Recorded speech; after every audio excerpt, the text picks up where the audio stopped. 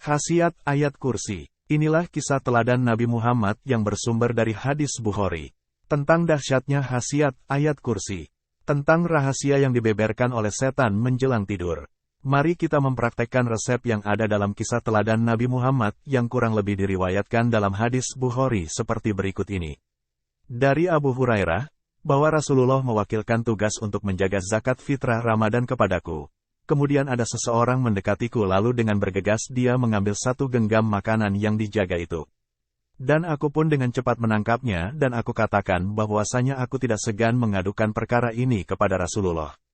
Maka dia pun mengeluh, tuturnya, saya ini orang miskin yang memiliki banyak beban keluarga, dan saya amat memerlukannya.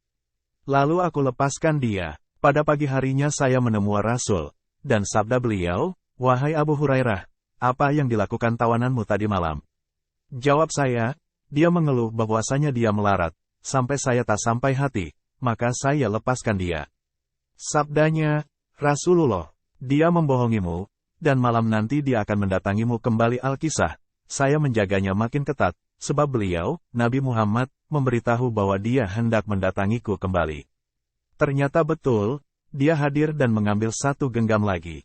Kemudian saya tangkap dia, dan saya katakan perihal ini akan diadukan pada Rasulullah. Dia menjawab sama seperti pada malam pertama, dan dia janji untuk tidak mengulanginya. Karena jawabnya itu, maka saya lepaskan dia. Dan pada pagi harinya beliau Nabi Muhammad, menegur tindakan saya tadi malam, pertanyaan dan jawaban sama dengan pada malam pertama. Pada malam ketiga saya lebih mengetatkan penjagaan, dan ternyata dia hadir kembali mendekati saya, dan melakukan seperti malam-malam sebelum itu. Saya mengatakan padanya, ini sudah malam yang ketiga Anda telah berjanji untuk tidak lagi mengulanginya, mengapa Anda kau kembali lagi? Jawabannya, lepaskan saya, dan saya berjanji mau mengajarkan kepada engkau kalimat yang dapat engkau ambil manfaatnya. Tanya saya, apa yang dimaksud?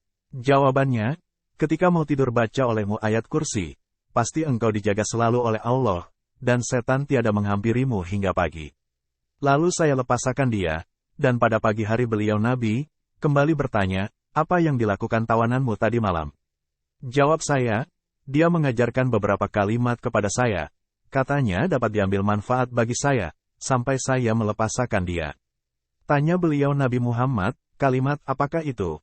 Jawab saya, dia mengatakan, bila engkau tidur, baca ayat kursi, pasti engkau akan selalu dijaga oleh Allah dan setan tiada menghampiri engkau sampai pagi.